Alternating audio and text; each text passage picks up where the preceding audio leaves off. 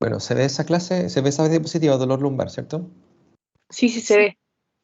Ya, perfecto. Hoy están todos, yo no sé si estoy hablándole a una persona nomás o a varias. ¿Me pueden hablar en conjunto, no sé? O saber que estoy con alguien más, aparte de Francis. Buenas tardes, Somos doctor. como 20. Hola. Hola, hola a todos. Hola. Hola. Ya, qué bueno. Bueno, ahí lo estoy saludando con la cámara, a que me conozcan. Soy el doctor César Wilson Bravo. Yo soy traumatólogo, soy cirujano de columna y soy profesor auxiliar de la Universidad Católica del Maule. Estoy muy contento de hacerles clase porque yo también salí Católica del Maule en el pregrado, hice el posgrado, así que estoy muy contento de poder hacer clase a los mismos compañeros de la universidad, futuros colegas. Eh, bueno, la clase que vamos a ver ahora del dolor lumbar es una clase súper importante. No es que me esté agrandando ni nada, pero la verdad que es un tema súper frecuente. Eh, yo no sé si este tema lo vieron en medicina interna. ¿Me pueden alguno responder? ¿Vieron dolor lumbar en reumatología? Sí. Lo vieron, ya, perfecto. Entonces, no va a ser tanto más complejo, le voy a dar un enfoque más traumatológico, pero como ustedes saben, van a tener una consulta frecuente como médicos generales o como especialistas de la cosa, de lo que hagan, van a tener una consulta de dolor lumbar. Bueno, el objetivo de la presentación es comprender las características del dolor lumbar, conocer los tipos de dolor lumbar y sus diagnósticos diferenciales, aprender el manejo del dolor lumbar específicamente. Vamos a seguir esa hoja de ruta, introducción a epidemiología, vamos a hacer un recuerdo anatómico, vamos a hablar sobre la fisiopatología degenerativa de la columna, las posibles causas de un dolor lumbar, la clínica y el estudio y finalmente el tratamiento. Bueno, el dolor lumbar, lumbalgia o lumbago, se define como un dolor que se produce desde el borde inferior de las costillas hasta los glúteos.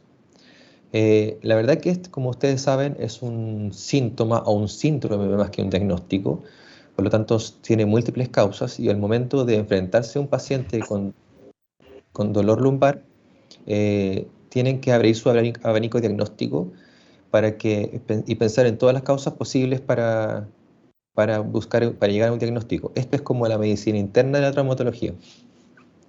Se define se clasifica según temporalidad mediante un consenso en dolor agudo que es menor a 6 semanas, un dolor crónico que es mayor a 12 semanas y un dolor subagudo que está entre las 6 y 12 semanas. Este es un marco de trabajo operacional, debido a que en la mayoría de las veces un dolor que dura menos de 6 semanas es un dolor de tipo muscular, tendíneo, ligamentoso, que no requiere mayor estudio. Sin embargo, después de las 12 semanas hay que pensar en causas más importantes o graves. Es muy frecuente, es la segunda consulta después del resfrío. El 65-85% de los adultos van a presentar dolor lumbar en su vida. O sea, yo ya he presentado dolor lumbar y si ustedes no lo han tenido, lo van a tener alguna vez en su vida.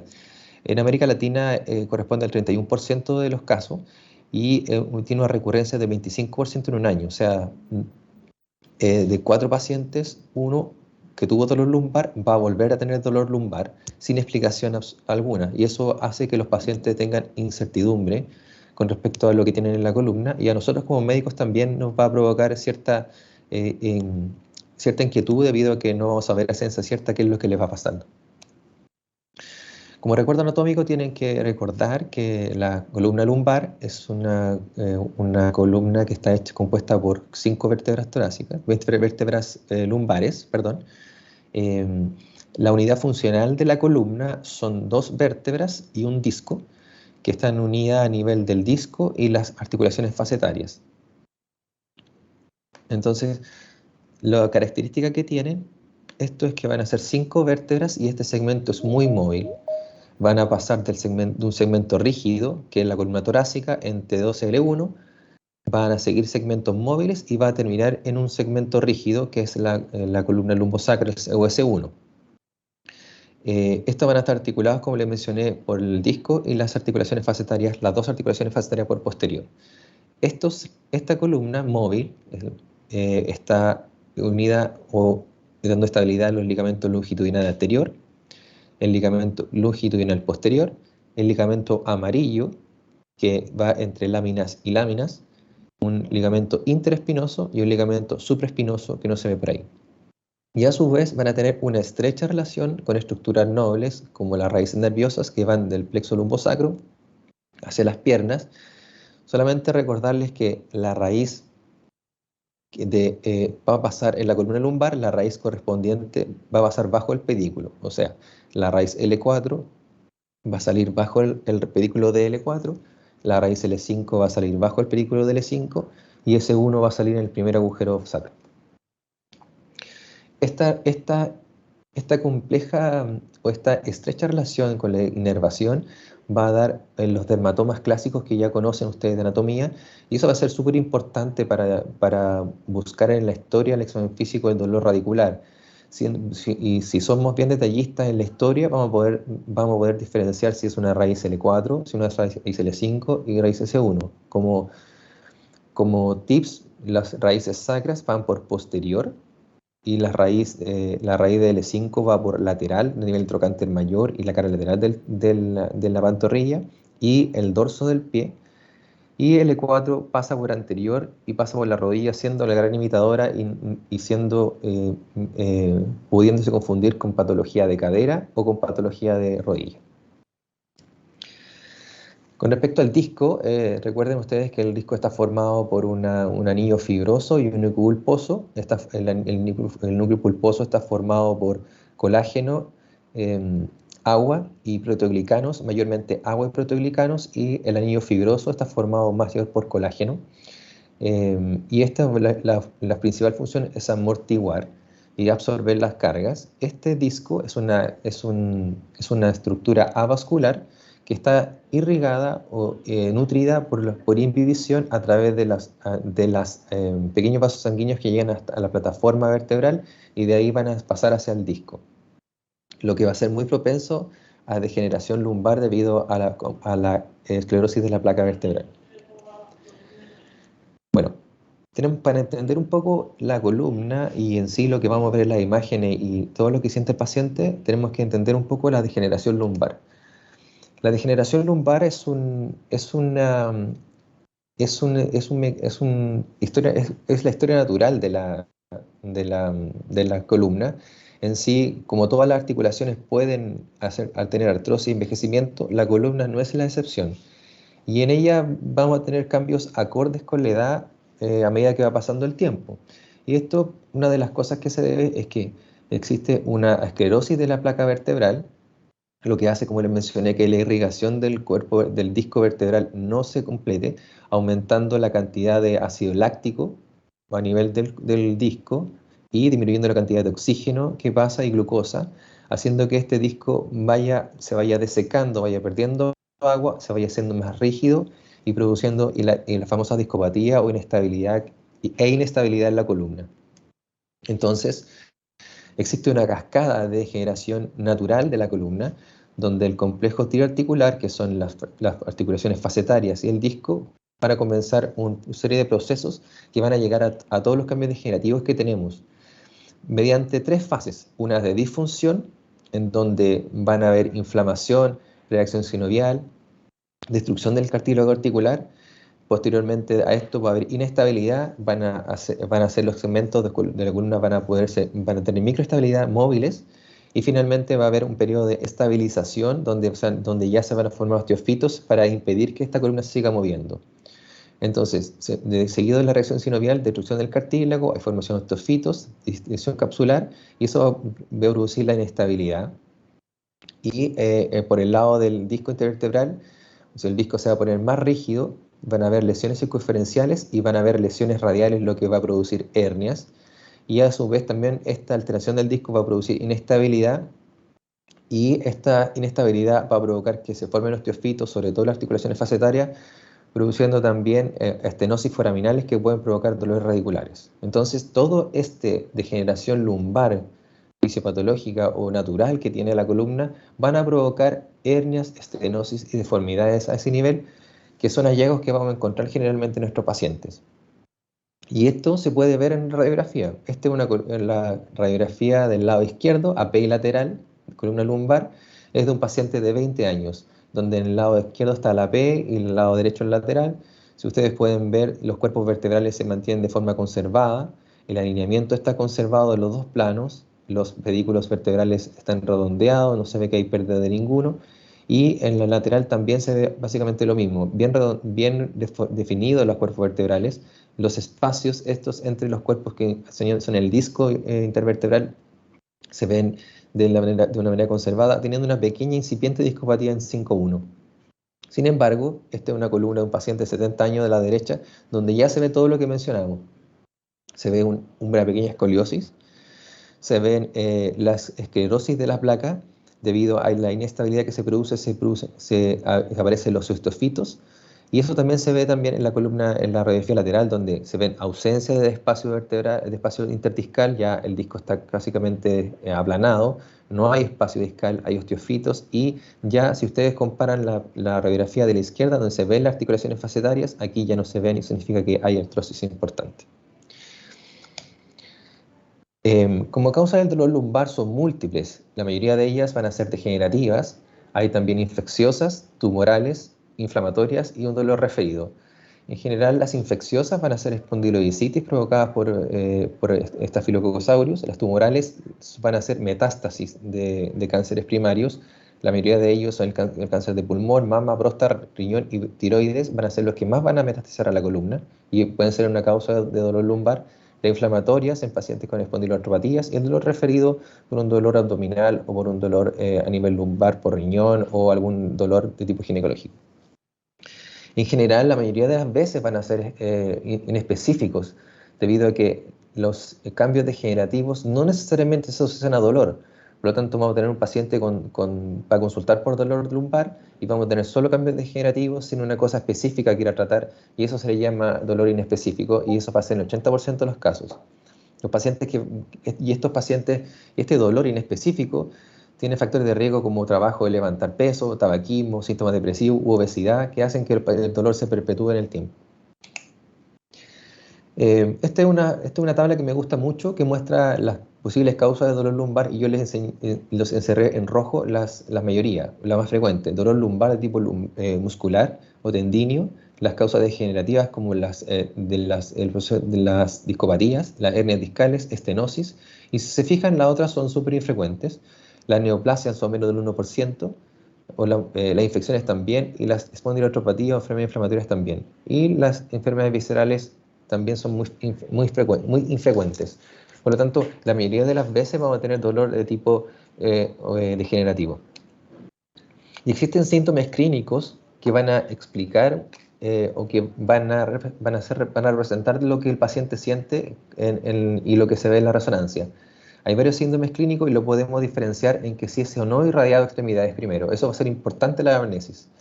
Y existe un dolor lumbociático, que es el que se irradia hacia las piernas y puede ser causado por estenosis o por un dolor radicular, posiblemente una hernia, lo más frecuente, y el dolor axial, que es dolor solo en la columna, que no se irradia. Está el síndrome facetario, el dolor discal o el dolor atípico, que lo vamos a ver ahora. Estos son los más frecuentes. El dolor lumbar facetario es un dolor lumbar irradiado hasta los glúteos. Solo dolor lumbar, solo irradiado a glúteos, aumenta los cambios de posición, sobre todo al levantar de la silla, al extenderse, disminuye la flexión y aumenta con la extensión, y el paciente puede tener dolor a la expresión de las facetas. Eso básicamente se dice cuando tiene esa clínica el paciente, es que tiene inflamación facetaria o dolor facetario. El otro síndrome que se describe de dolor axial es de dolor de puro o discal. Es que el paciente tiene solo dolor en la zona lumbar, no hay irradiación, aumenta con la carga, o sea, el paciente cuando él hace flexión aumenta el dolor y disminuye con el reposo o con la extensión. Eso es un paciente con esas características, probablemente su dolor sea de origen discal. Y los dolores radiculares o dolores que pueden extenderse más allá a las piernas, una es el dolor por estenosis. La estenosis raquídea se produce debido a cambios degenerativos, donde en el cuerpo, en el espacio, en el canal raquídeo normal se ve así, que está libre, y debido a cambios degenerativos, hipertrofia fascietaria, hipertrofia del ligamento amarillo, se produce una disminución del espacio apretando la caudequina, lo que va a producir síntomas de dolor neurálgico hacia las piernas. El paciente puede tener dolor o síntomas como parestesias u hormigueos. Generalmente el dolor es bilateral y aumenta con la marcha, y esto se llama claudicación neurogénica. La otra característica que tiene es que el paciente se recupera con el reposo y la flexión, y existe un signo que se llama el signo del carro del supermercado, debido a que el paciente cuando camina se aumenta la compresión y el paciente tiene que parar, pero si el paciente puede, le pregunta a uno, si el paciente puede ir al supermercado e ir apoyado en el carro del supermercado y caminar toda la vuelta, esto es signo positivo a una estenosis raquídea. Y hay que diferenciarla, o saber diferenciarla con la claudicación vascular, que ustedes también van a ver en cirugía, donde se va a parecer mucho, pero la verdad que la claudicación neurogénica va a tener diferencias con cambios vasculares, o sea, con cambios posturales. Los pacientes estando de pie van a tener síntomas, pero en la claudicación vascular no van a tener síntomas. Al subir escaleras, el paciente va a tener menos dolor. Sin embargo, el paciente siempre va a tener dolor al movilizarse la claudicación vascular. Y lo otro es que los pulsos van a estar normales en claudicación neurogénica y anormales en la claudicación vascular. El otro síndrome bien importante o que se repite bastante, bien frecuente, el dolor radicular, que es el dolor hacia la pierna, que es lumbociática o al muslo lumbocruralgia, generalmente unilateral. Es un dolor neuropático, significa que tiene dolor y síntomas y parestesias, sigue un dermatoma específico. Aumenta con Valsalva y su principal causa es la hernia del núcleo pulposo. Y el dolor inespecífico o atípico, el dolor atípico va a ser un dolor que no es provocado por una patología degenerativa de columna. Es un dolor que puede ser en la zona lumbar, que se irradia hasta el cuello, que se irradia los brazos, que se irradia las piernas, un dolor bien específico, y puede ser desde una fibromialgia a un dolor de tipo tumoral, ¿ya? Y su causa y llegar a un diagnóstico es complejo. Bueno, ¿cómo nos enfrentamos con un paciente que nos llega a nuestra consulta por dolor lumbar? Primero, todo parte con la anamnesis, y la anamnesis va a ser nuestra mayor ayuda para diferenciar los tipos de dolor. Debe ser muy completa, identificando el tiempo de evolución, el lugar, identificar muy bien el lugar, porque los pacientes confunden la cadera con la columna, y en general la cadera se confunde con la columna.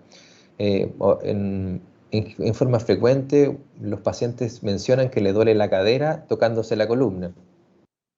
Hay que diferenciar bien si el dolor es axial, que es solo lumbar, o radicular.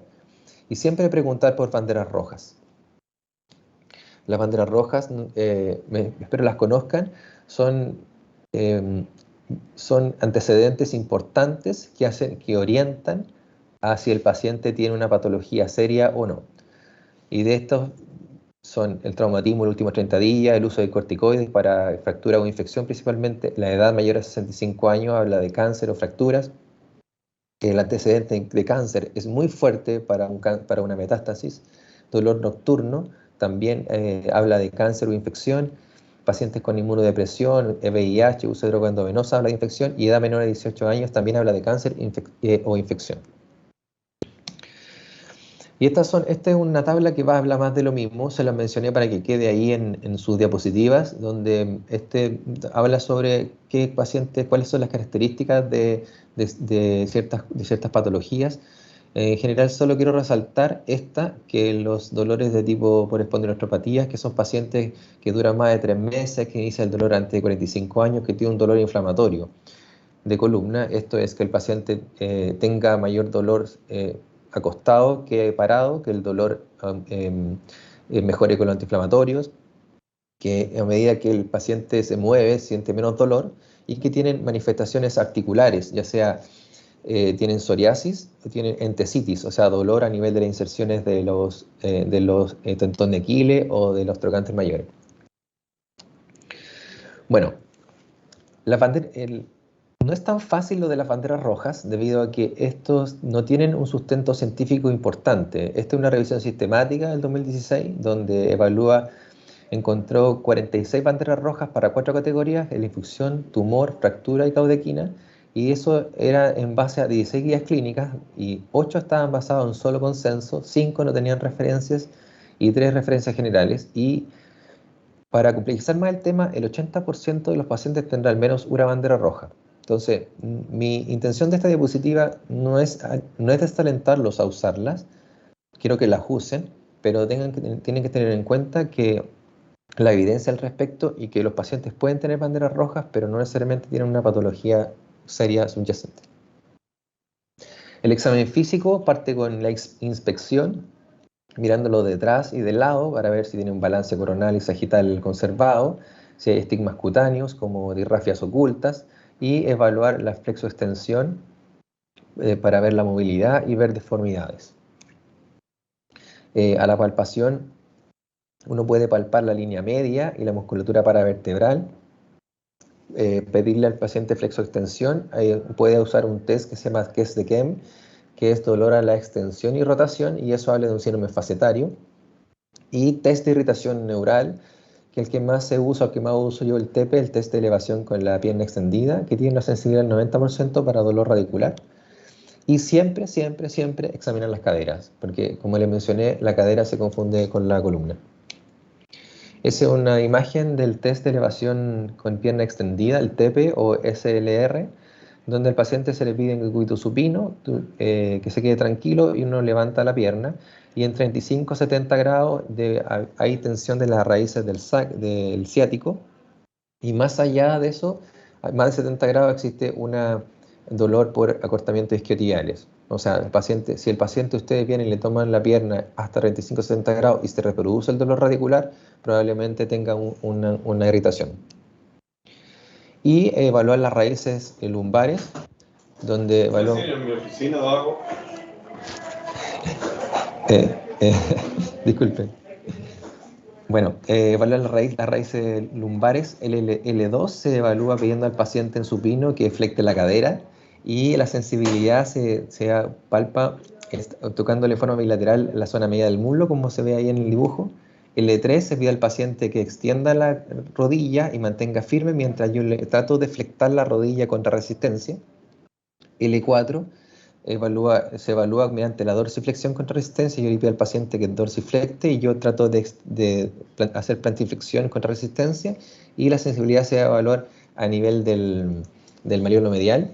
L5 se evalúa pidiendo al paciente que haga extensión del hallux, y yo trato de hacerle contra resistencia, y la sensibilidad de L5 va a ser a nivel del dorso del pie. Y S1 se le va a pedir al paciente que haga plantiflexión con resistencia mientras yo trato de flectar el tobillo. Y la sensibilidad de S1 está en la zona lateral del pie. Esos son los dermatomas que les mencioné anteriormente, ya lo habíamos visto. Ya. Imágenes, bueno, las imágenes que podemos usar son radiografía, tomografía computada, resonancia magnética. En general no se recomiendan imágenes de dolor lumbar agudo antes de las 6-7 semanas, debido a que no mejoran los outcomes del tratamiento. La mayoría de las veces, como les mencioné, van a ser patología inespecífica, van a encontrar cambios degenerativos en la columna y en la radiografía, y no van a cambiar un poco su conducta. Pero vamos a ver los mismos cambios que les mencioné antes, y esto, como les digo, no están relacionados. Un paciente con esta radiografía puede no tener dolor lumbar, y otros pueden tener dolor lumbar, entonces es bien relativo. Con respecto a la resonancia, la podemos pedir, pero tenemos que tener en cuenta también que existen hallazgos en pacientes asintomáticos. Esta es una tabla que me gusta mucho, a pesar de ser un poco vieja, que ve los distintos autores que evaluaron pacientes voluntarios asintomáticos, y encontraron que los pacientes mayores de 60 años, un 30% tenían el disco, un 80% tenía bulging, que es que el disco se agranda de forma generalizada, saliendo de los bordes del cuerpo vertebral. El 93% tenía cambios degenerativos. Entonces, básicamente, si le pedimos al paciente una resonancia, tenemos que correlacionarla con la clínica que él presenta, porque vamos a encontrar varias cosas. Podemos encontrar disminución de la altura del disco debido a la discopatía, como se ve aquí en 5.1. Podemos ver una zona hiperintensa, que significa H y Z, en el signo de la flecha, que también se asocia a dolor lumbar.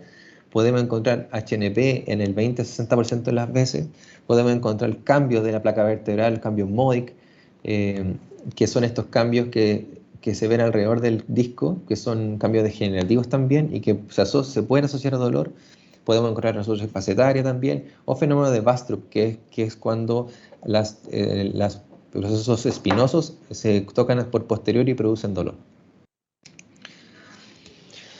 En general, el curso clínico, la mayoría de los casos de los pacientes tendrán una recuperación completa entre 4 a 6 semanas desde el inicio del dolor, pero un 14% tendrá una recuperación incompleta a las 12 semanas, un 11% tendrá un dolor fluctuante y un 5% mantendrá el dolor.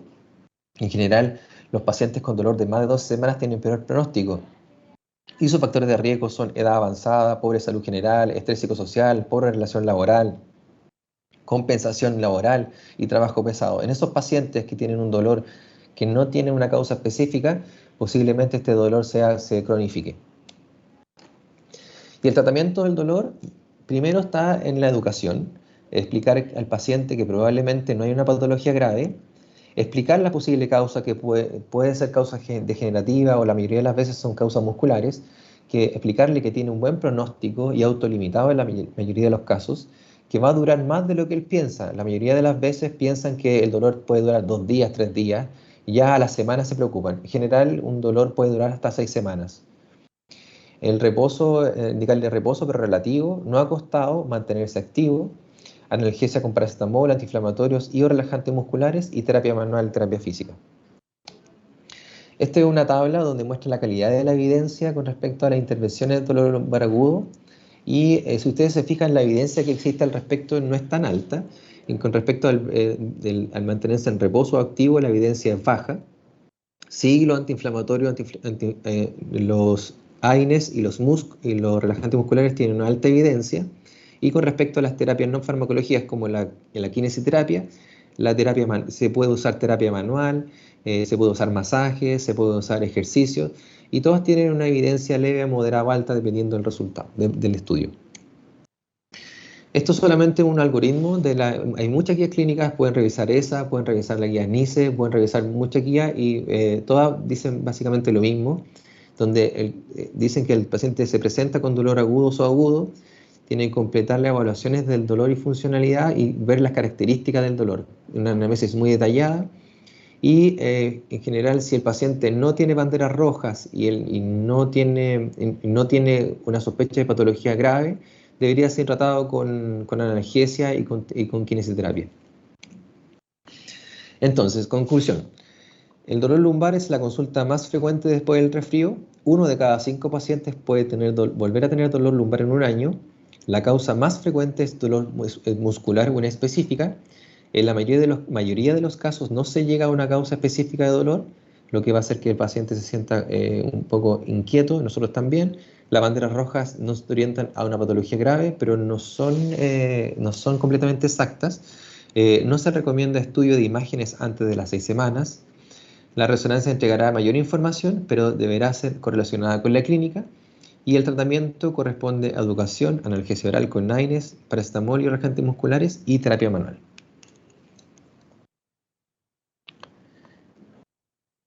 ¿Tienen alguna pregunta?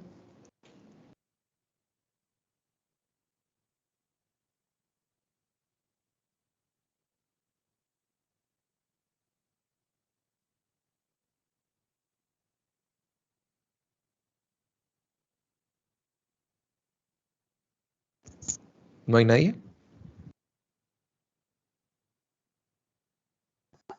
Parece que nadie tiene ninguna pregunta. Ah, perfecto, ya. Súper.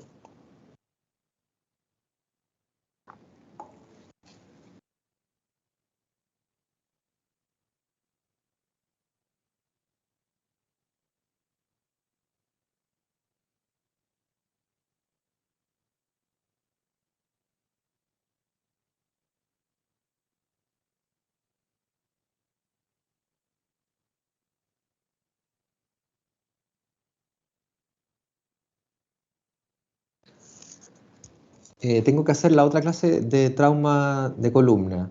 ¿Nos tomamos 5 minutos o están listos para partir?